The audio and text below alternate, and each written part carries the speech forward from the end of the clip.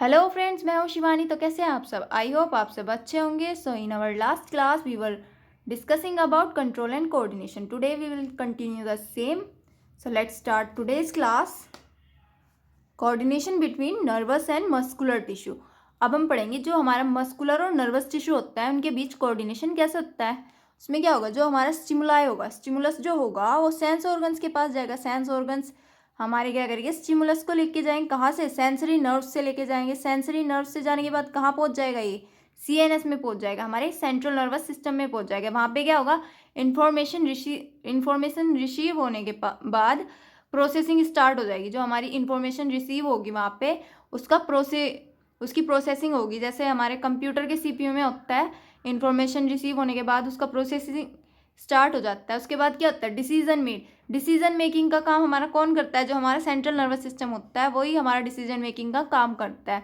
Then क्या होगा, response generated. उसके बाद जो रेस्पॉन्स होगा वो जनरेट हो जाएगा. वो फिर कहाँ ट्रांसफर हो जाएगा? मोटर नर्व कहाँ पे लेके जाएगी? मसल्स में जाके क्या होगा, जो हमारे मसल प्रोटीन्स होते हैं उनका रीअरेंजमेंट हो जाएगा ताकि वो रिस्पॉन्ड कर सके. उसके बाद मसल्स क्या होंगी? मसल शॉर्टन हो जाएगी, या फिर ये कह सकते हैं हम मसल कॉन्ट्रैक्ट हो जाएगी ताकि रेस्पॉन्ड कर सके.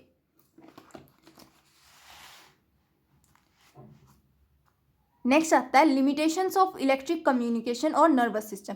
जो हमारा इलेक्ट्रिक कम्युनिकेशन होता है या फिर नर्वस सिस्टम होता है उसके लिमिटेशंस क्या क्या है. Electric impulse will reach only to those cells that are connected by nervous tissue. इसमें क्या होगा, जो इलेक्ट्रिक इम्पल्स होगा, जो इलेक्ट्रिक इन्फॉर्मेशन होगी वो सिर्फ उन्हीं सेल्स तक जा पाएगी जो नर्वस टिश्यू से कनेक्टेड है. देन सेकेंड क्या होगा, after generation and transmission of an electric impulse the cells take some time to reset its mechanism before transmitting another impulse. जब एक बार जनरेशन और ट्रांसमिशन हो जाएगा इलेक्ट्रिकल इम्पल्स का, जो सेल्स होती है उनको कुछ टाइम लगता है उनको अपने मैकेनिज्म को रीसेट करने के लिए, और उसके अंदर अनदर जो दूसरा इम्पल्स आ रहा है उसको ट्रांसमिट करने के लिए. सो cells can not continually create and transmit impulse. इससे क्या होगा, जो हमारी सेल्स होगी वो कॉन्टिन्यूसली ना तो इम्पल्स को क्रिएट कर पाएगी ना ट्रांसमिट कर पाएगी. थर्ड इसकी लिमिटेशन क्या होगी, plants do not have any nervous system. जो हमारे प्लांट्स होते हैं उनके अंदर कोई नर्वस सिस्टम होता ही नहीं है. तो इसी से बाहर निकलने के लिए, इसी चीज़ को ओवरकम करने के लिए हमारे पास क्या है, केमिकल कम्युनिकेशन हम आगे पढ़ेंगे हार्मोन सिस्टम में. To overcome the limitation of electric communication. ये किस लिए ज़रूरी है? ताकि इलेक्ट्रिक कम्युनिकेशन की लिमिटेशन से बचा जा सके. नेक्स्ट आता है reflex action. A reflex action is a spontaneous, automatic and mechanical response to stimulus or sudden action in response to something in the environment. Reflex action क्या होगा, कोई भी सडन एक्शन हो या फिर हमारा जो फर्स्ट क्विक एक्शन होता है किसी भी चीज़ के लिए उसको हम रिफ्लेक्स एक्शन बोलते हैं. जैसे blinking of eyes, movement of diaphragm, removal of hand और foot every time when a needle और हॉट ऑब्जेक्ट इज टच्ड. जब भी हम किसी गर्म चीज़ को छूते हैं या फिर कोई निडल पे हमारा पैर टिक जाता है या फिर हाथ टिक जाता है तो क्या करते हैं हम, तुरंत हमारा हाथ हटा लेते हैं. तो वो क्या होता है, रिफ्लेक्स एक्शन होता है. स्नीजिंग, जैसे कुछ लोगों को होता है ना कि धूल मिट्टी में जाते ही स्नीजिंग स्टार्ट हो जाती है, वो रिफ्लेक्स एक्शन होता है. Hunger etcetera. इसमें फर्स्ट आता है सेंसरी रिसेप्टर्स जो क्या करेंगे इसमें, it occur in sense organs. ये हमारे सेंस ऑर्गन्स में प्रेजेंट होते हैं. It receive stimuli by dendrites. इसके अंदर जो स्टिमुलाई होगी, जो इंस्पिरेशन होगी वो कहाँ से आएगी, डेंड्राइट से आएगी. It transmit impulse towards brain and spinal cord through exons. ये क्या करेगा, जो इम्पल्स होगी उसको ट्रांसमिट कर देगा कहाँ, ब्रेन की तरफ को और स्पाइनल कॉर्ड की तरफ को. किसकी हेल्प से? एक्सोन्स की हेल्प से. सेकेंड आते हैं हमारे मोटर इम्पल्स. ये क्या मोटर न्यूरॉन्स, ये क्या करता है, इफेक्टर्स भी बोलते हैं हम इनको. Dendrites of these neurons synapse with axon of sensory nerves. इनके जो डेंड्राइट्स होते हैं वो साइनेप्स, इनके बीच में जो गैप होता है वो किसके बीच में होता है, जो एक्सोन होती है हमारे सेंसरी न्यूरॉन्स के एक्सोन्स होते हैं इनके, और डेंड्राइट्स ऑफ मोटर न्यूरॉन्स के बीच में साइनेप्स होता है. They transmits impulse from brain and spinal cord to effectors, muscles और ग्लैंड. ये क्या करेंगे, जो इम्पल्स होगी उसको कहाँ से, ब्रेन और स्पाइनल कॉर्ड से इफेक्टर्स तक को लेके जाए, जो इफेक्टर्स हो गए हमारे उन तक का लेके जाएगा। इफेक्टर्स कौन कौन से होते हैं, जो हमारी मसल्स होती है और ग्लैंड्स होती है वो होती है इफेक्टर्स। नेक्स्ट आता है रिलेइंग न्यूरॉन्स या फिर कनेक्टर्स भी बोलते हैं हम इनको। They occur in brain and spinal cord, ये कहाँ पे होता है, हमारे ब्रेन और स्पाइनल कॉर्ड में होते हैं। They link sensory and motor neurons for distant transmission of nerve impulse, ये क्या करेंगे, जो हमारे सेंसरी न्यूरॉन्स होते हैं और मोटर न्यूरॉन्स होते हैं इनको लिंक करते हैं, इनके बीच में ब्रिज का काम करते हैं, ताकि क्या हो सके, जो काफ़ी मतलब जो ऑर्गन्स काफ़ी दूर दूर है उन तक का इंफॉर्मेशन ट्रांसमिशन हो सके, इम्पल्स ट्रांसमिशन हो सके। In reflex action fine tips dendrites of receptors takes message और electric impulse to sensory nerve, sensory nerve से मैसेज कहाँ जाएगा, spinal cord, and spinal cord से ब्रेन के अंदर, ब्रेन से फिर क्या आएगा, मोटर नर्व आएगी, मोटर नर्व कहाँ लेके जाएगी मैसेज, वापस से स्पाइनल कॉर्ड के पास लेके जाएगी, और स्पाइनल कॉर्ड से कहाँ जाएगा, दोबारा से इफेक्टर्स के पास चला जाएगा, मसल्स और ग्लैंड्स के पास मैसेज चला जाएगा। The part taken by nerve impulse in reflex action is called reflex arc, जो हमारी नर्व इम्पल्स होता है जो पाथ फॉलो करता है रिफ्लेक्स एक्शन के टाइम पे उसको रिफ्लेक्स आर्क बोलते हैं। रिफ्लेक्स आर्क कैसे होगा, देखो जैसे ये कोई हॉट पैन है, इसके ऊपर हमारा हाथ पड़ जाए तो हमारे जो हैंड होता है, हमारे हैंड में जो स्किन होती है उसके अंदर जो रिसेप्टर्स होते हैं, थर्मो रिसेप्टर्स होते हैं, जो हीट या फिर पेन को फील करते हैं, वो क्या करेंगे, सेंसरी न्यूरॉन को लेके जाएंगे, सेंसरी न्यूरॉन मैसेज लेके जाएगा कहाँ तक, स्पाइनल कॉर्ड तक लेके जाएगा। स्पाइनल कॉर्ड क्या करेगी, ब्रेन को मैसेज भेजेगी, ब्रेन किसके पास मैसेज भेजेगा, स्पाइनल कॉर्ड के पास, और स्पाइनल कॉर्ड ही फिर कहाँ मैसेज भेज देती है, मोटर न्यूरॉन से होके हमारी मसल्स तक का मैसेज भेजती है। When our hand touch a hot object, the heat is sensed by thermoreceptors present in skin, जब भी हीट क्या होगी,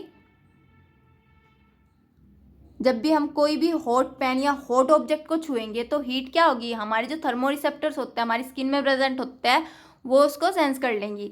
the receptors trigger nerve impulse in sensory neurons, जो रिसेप्टर्स होंगे वो क्या करेंगे, नर्व इम्पल्स को ट्रिगर करेंगे। कहाँ पे होती है नर्व इम्पल्स, जो सेंसरी न्यूरॉन्स होता है उनके अंदर। It transmits message to spinal cord which is then pass to relay neuron which in turn pass it to motor neuron.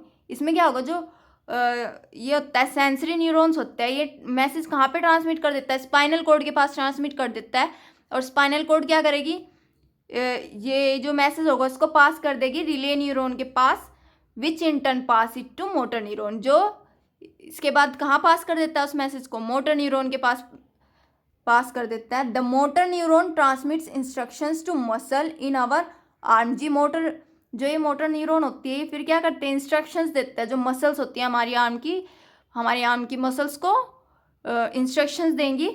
The arm muscles contracts and pull over hand away from object, अब ये क्या करेगी, जो arm muscles होगी वो contract हो जाएंगी और क्या करेगी, जो हमारा हाथ होगा उसको पीछे खींच लेगी उस ऑब्जेक्ट से। Reflex which involve spinal cord is called spinal reflex, अब जिस रिफ्लेक्स में स्पाइनल कॉर्ड इन्वॉल्व होती है उसको हम बोलते हैं spinal reflex. Reflex which involve brain is called cerebral reflex, जो रिफ्लेक्स ब्रेन को इन्वॉल्व करती है वो होती है सेरिब्रल रिफ्लेक्स।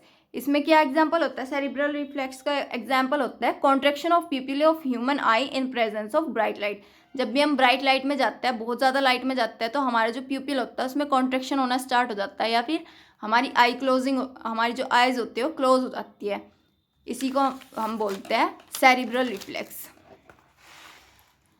नेक्स्ट आता है need of reflex action. Reflex action की नीड क्या है, ज़रूरत क्या है रिफ्लेक्स एक्शन की, ज़रूरी थोड़े ना रिफ्लेक्स एक्शन हो, तो इसका रीज़न ये है, in some situations such as touching a hot object, pinching etcetera, we need to act quickly otherwise our body would be harmed.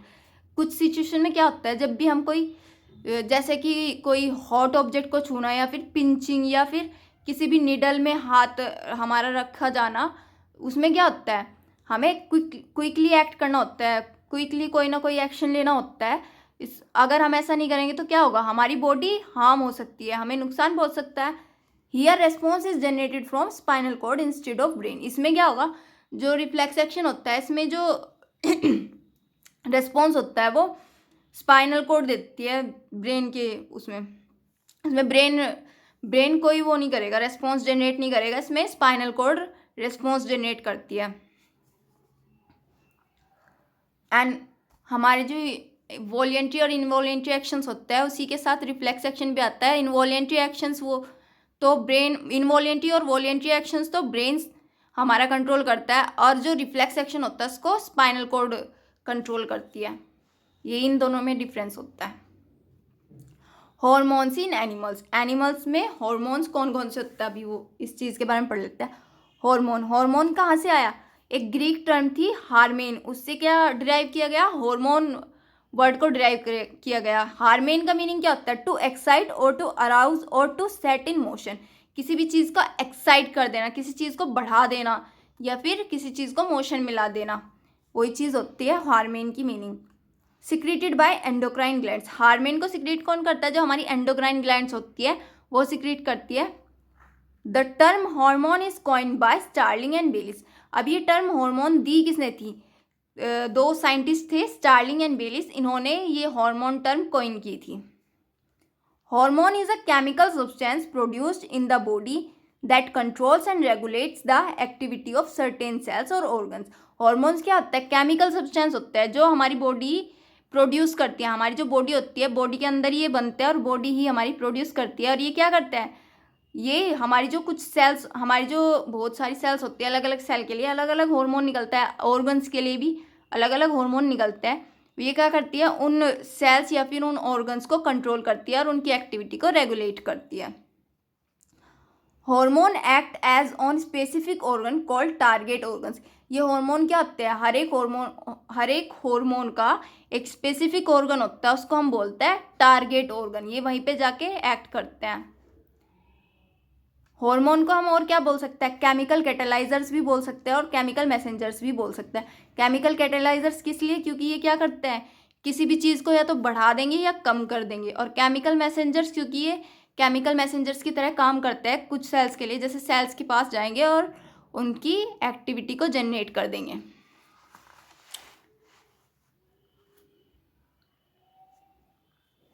Next आता है ग्लैंड्स। ग्लैंड्स क्या होती है, अब a cell or a tissue or an organ which secrete useful chemical compound required for particular function is called a gland। ऐसी cell या tissue या फिर ऐसा ऑर्गन जो क्या करती है, यूजफुल केमिकल को सिक्रीट करेगी और उसको किसी भी पर्टिकुलर फंक्शन के लिए जो यूजफुल केमिकल रिक्वायर होता है उनको सिक्रीट करती है, उन्हीं को कहते हैं हम ग्लैंड्स। ग्लैंड्स को हम और क्या कह सकते हैं, हार्मोन स्टोर्स भी बोल सकते हैं। Glands are of two types. हमारी जो ग्लैंड्स होती है वो टू टाइप्स की होती है। फर्स्ट होती है एंडोक्राइन ग्लैंड्स। एंडोक्राइन ग्लैंड्स क्या होते हैं, डक्टलेस ग्लैंड्स होती हैं, इनके अंदर कोई डक्ट प्रेजेंट नहीं होती।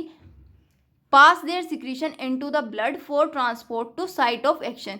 ये अपना सिक्रीशन कहाँ पास कर देती है, ब्लड के अंदर पास करती है। और ब्लड के अंदर पास होने के बाद वो जो हार्मोन होगा वो कहाँ पे जाके एक्ट करेगा, अपनी साइट पे ही जाके एक्ट करेगा, जिस ऑर्गन के लिए वो निकला है उसी पे जाके काम करेगा वो।